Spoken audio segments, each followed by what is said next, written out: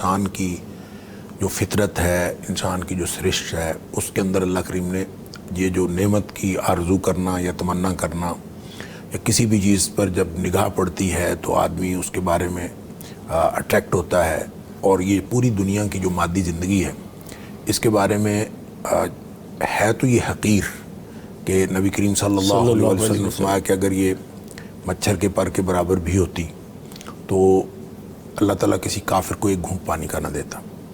تو اس میں جب یہ فرمایا کہ لو کانت الدنیا تعدل عند اللہ، اگر ہوتی، تو اس کا مطلب ہے مچھر تو کیا چیز ہے، مچھر کے پر کے برابر بھی نہیں ہے، اس قدر حقیر ہے۔ صحیح بات۔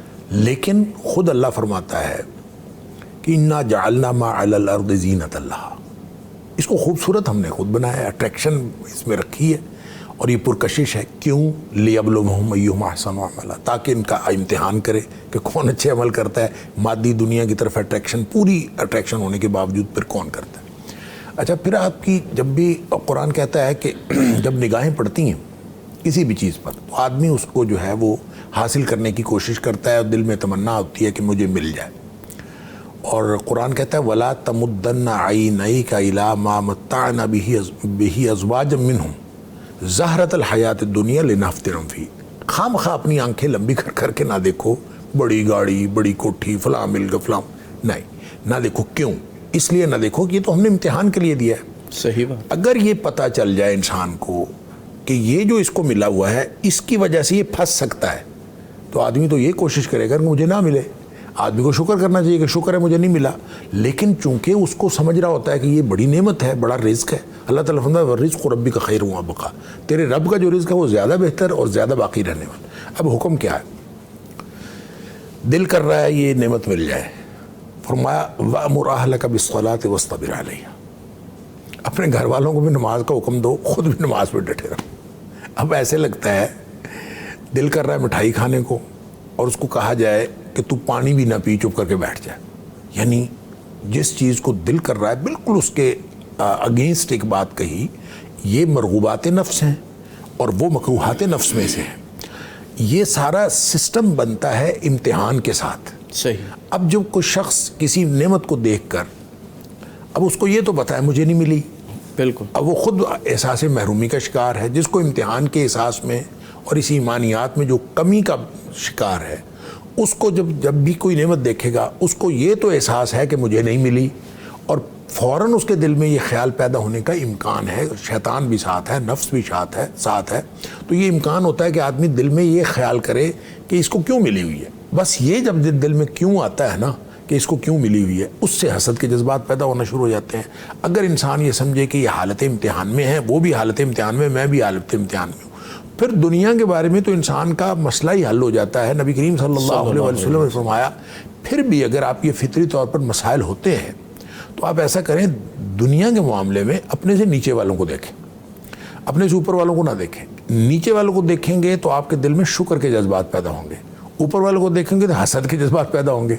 تو نیچے والے کو دیکھیں، جب آپ نیچے والے کو دیکھیں گے پھر شکر کے جذبات پیدا ہوں گے، اور شکر ہی ایک مومن کا جو خاصہ ہے وہ یہی ہے کہ وہ شکر کرتا ہے ہر حال میں۔ دین کے معاملے میں البتہ نبی پاک صلی اللہ علیہ وسلم نے فرمایا کہ اپنے سے اوپر والے کو، سبحان اللہ، اوپر والے کو دیکھو تو کیا دل میں جذبہ پیدا ہوگا کہ یہ اتنا نیک آدمی ہے تو مجھے بھی ہونا چاہیے۔ یہ اگر جذبہ پیدا ہو گیا تو یہ بڑا مبارک جذبہ ہے۔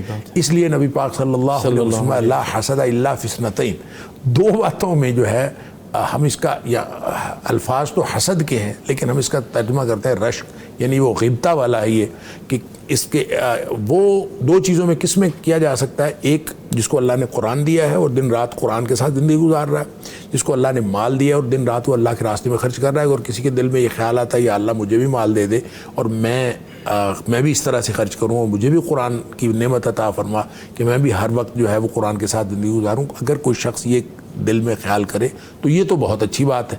باقی اس کے علاوہ جتنی چیزیں ہیں وہ تو پھر ایسے ہی دنیا کی نعمتیں، اس کے بارے میں یہی فرمایا کہ اپنی توجہ ڈائیورٹ کریں۔ توجہ ڈائیورٹ کرنے کے علاوہ اور کوئی حل نہیں ہے۔